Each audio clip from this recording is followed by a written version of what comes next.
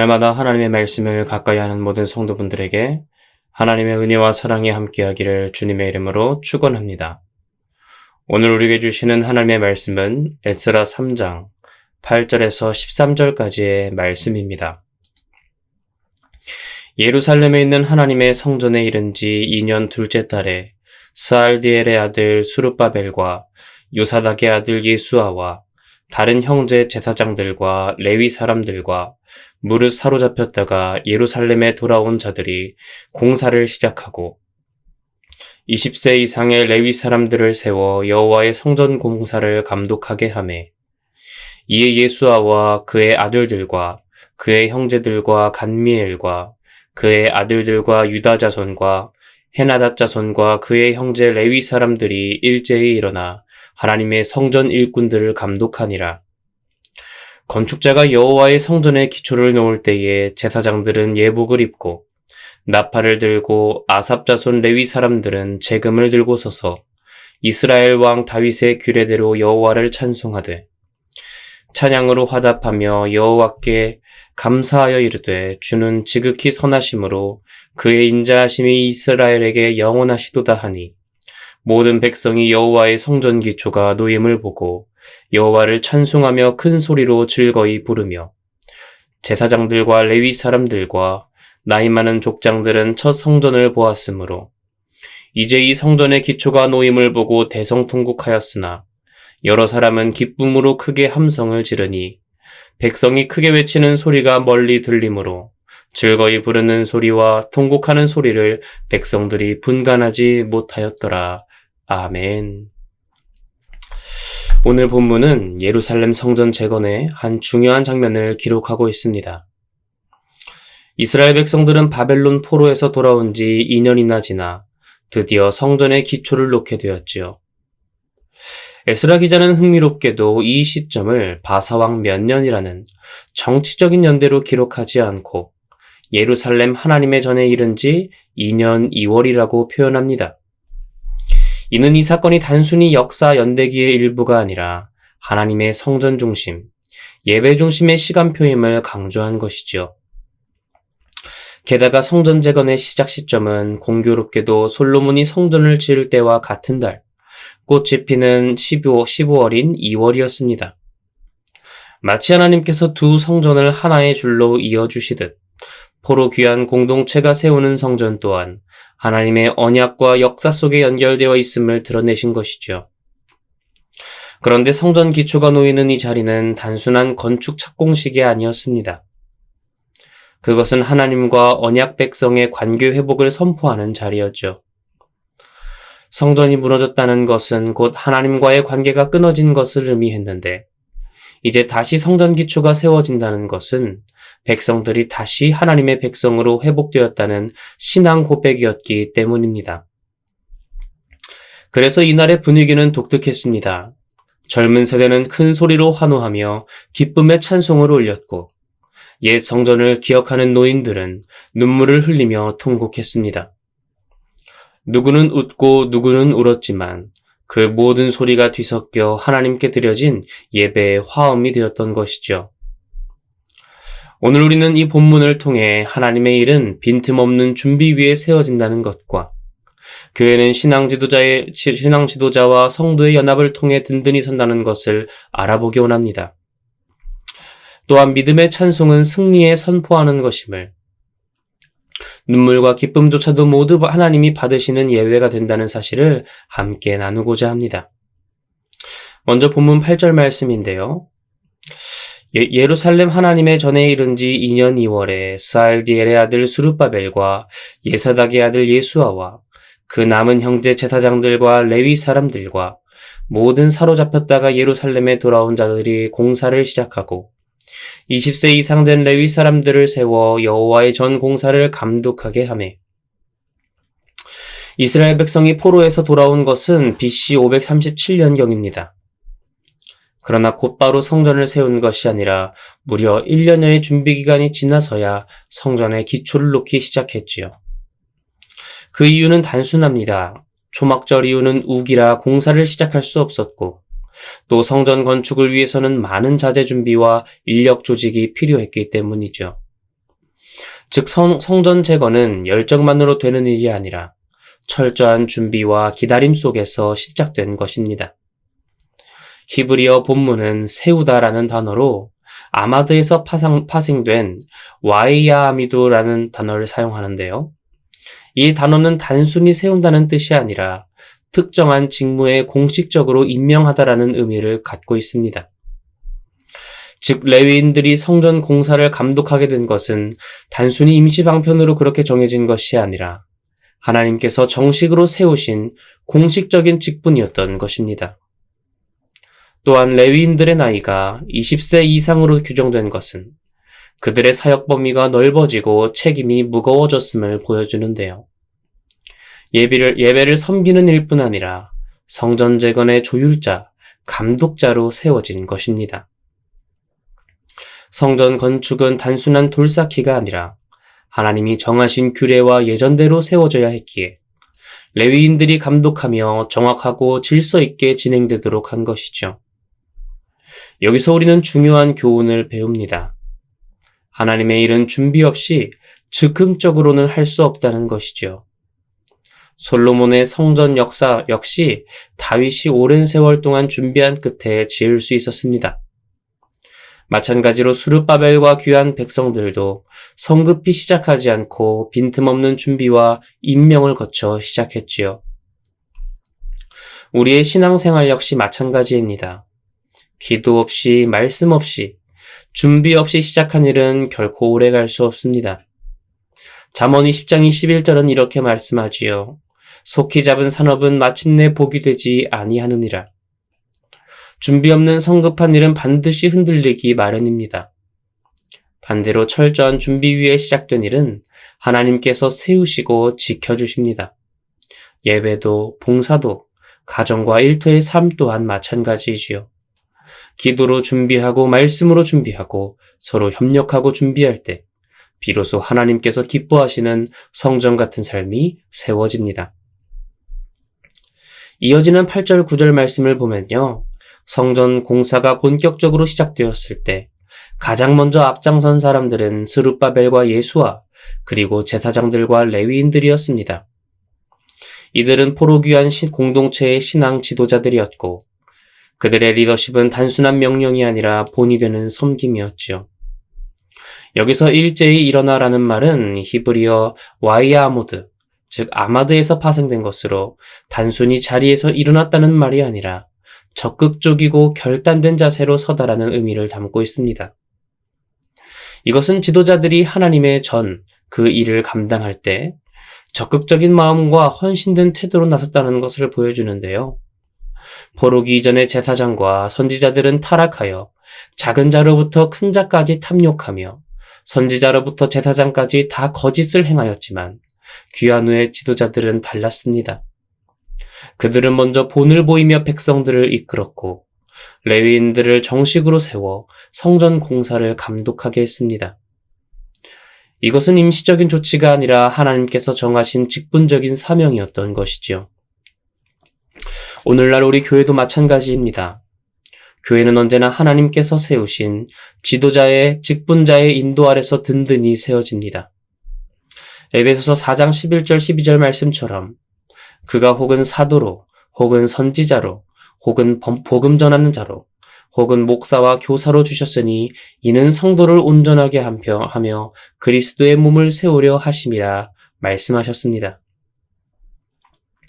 오늘날 교회도 하나님께서 목사와 교사, 각 직분자들, 집사, 권사, 장로님들을 세우셔서 성도와 교회를 온전하게 하십니다. 만약 백성이 지도자와 직분자들의 인도와 안내를 거부한다면 어떻게 될까요? 성경은 분명히 경고합니다. 지도자 없이 자기 소견에 옳은 대로 행하던 사사시대는 결국 영적인 혼란과 무질서의 시대가 되고 말았습니다.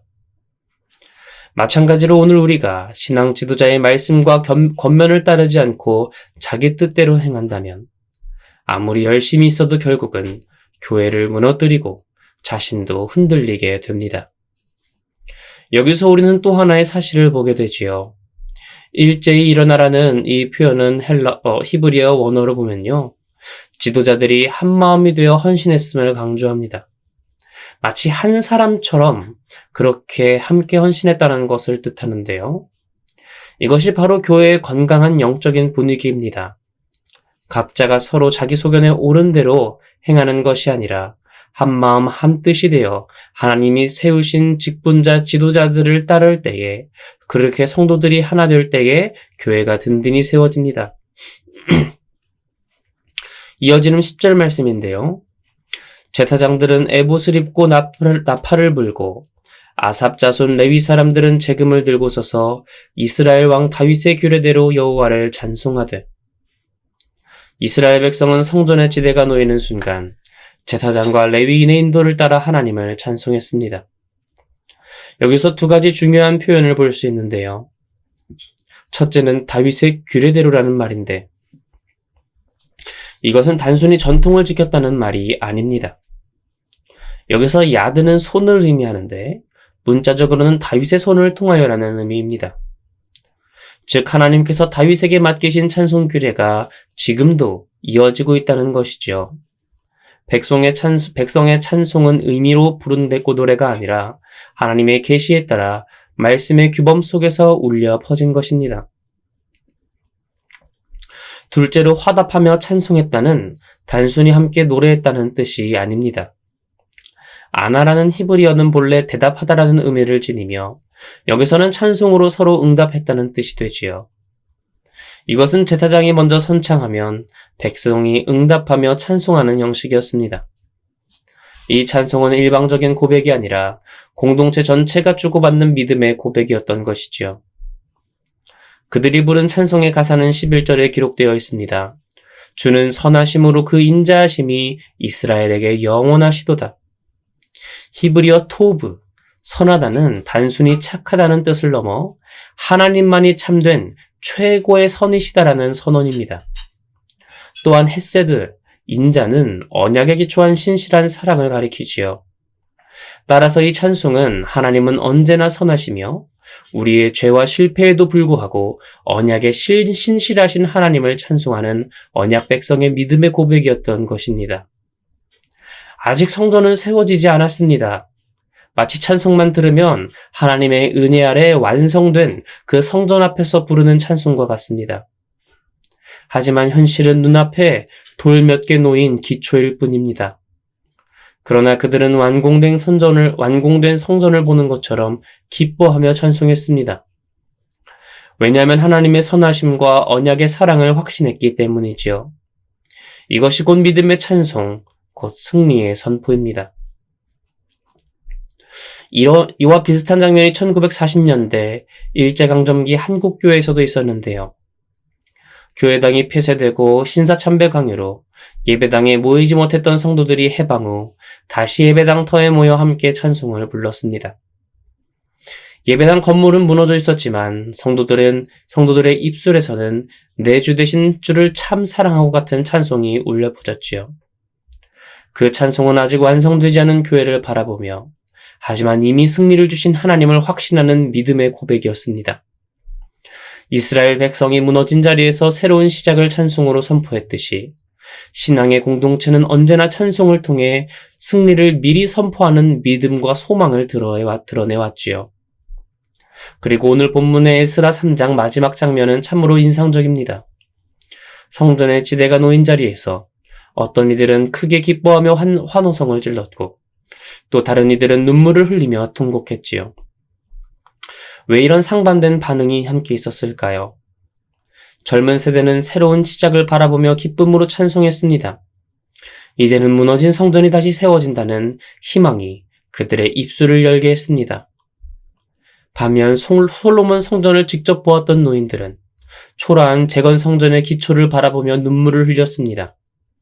그 눈물 속에는 죄로 인해 성전이 무너졌던 아픔, 그리고 그럼에도 불구하고 다시 회복시켜주시는 하나님의 은혜에 대한 감격이 함께 섞여 있었지요.